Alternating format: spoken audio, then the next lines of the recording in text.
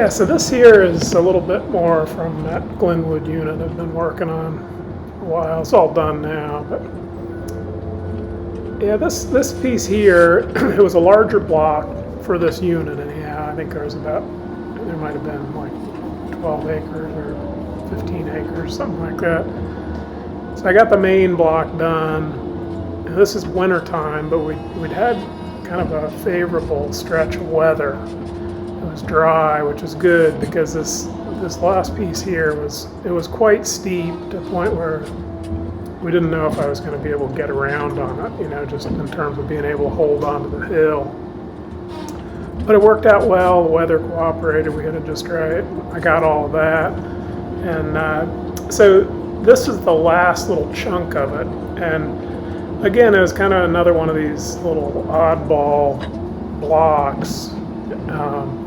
So as I'm looking up the hill, as I'm cutting right now, the landing is kind of behind me and down to the left. And this is a narrow sliver above a buffered creek.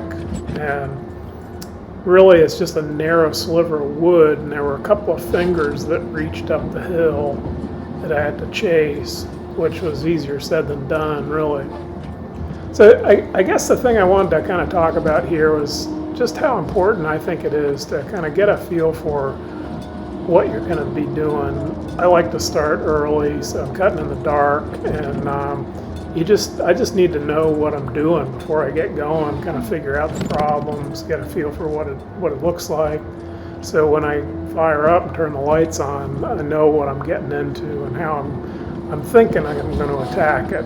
Just like with any plan, quite often it changes a little bit, but having a plan to start with just seems pretty critical.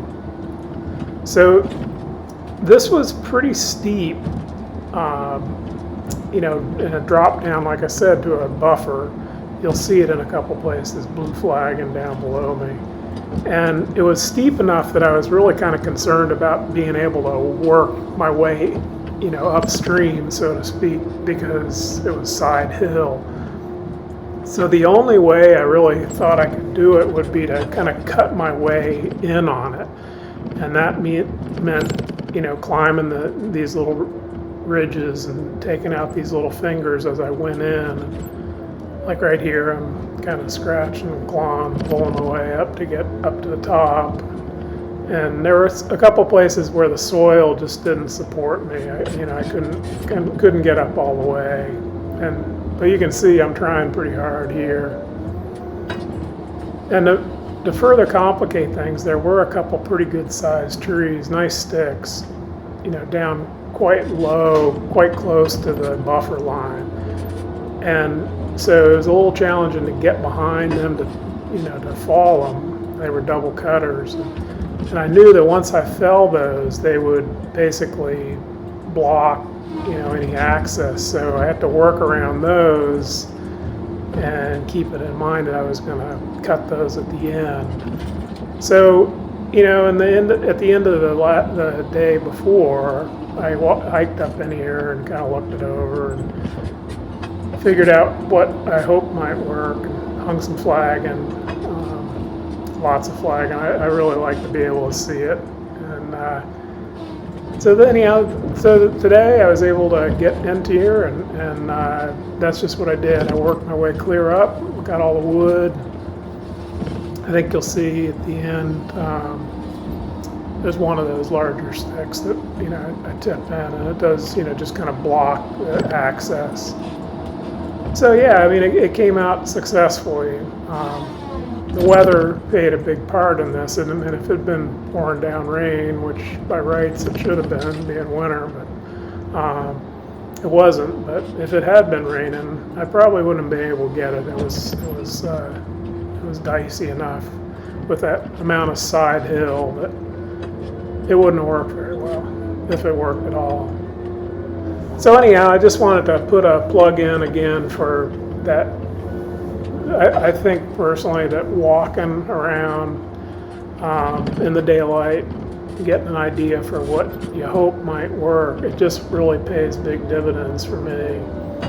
So you have a plan, and if I have a plan cutting and it goes pretty much according to that plan, then obviously my wood's going to go down in an organized fashion, and that's going to help the shovel out. So it's just kind of a win-win situation.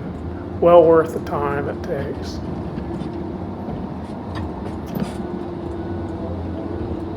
Yeah, another thing, I was just actually talking to my boss the other day. We were looking at a patch that I'm headed to tomorrow morning, and it's beautiful wood, but it's 20 acres and 2 blocks, and it's quite complicated. There are a lot of issues in it, and so one of the things I notice is that when I walk a unit, often all I really pay attention to is the downsides and the problems and the obstacles and whatnot. And so as a result, one of the things I find I do is I just want to find the place that I'm going to start, and then flag myself a trail to get to that point, and I don't really want to even think about or look at anything else, because it can just be kind of overwhelming, but if I have a place to start and a way to get to that start, all you have to do is cut that first tree, and before you know it, one tree at a time, that unit's on the ground. So yeah, so anyhow, there you have it. A little bit more. Hope you find it interesting. Good cutting to you.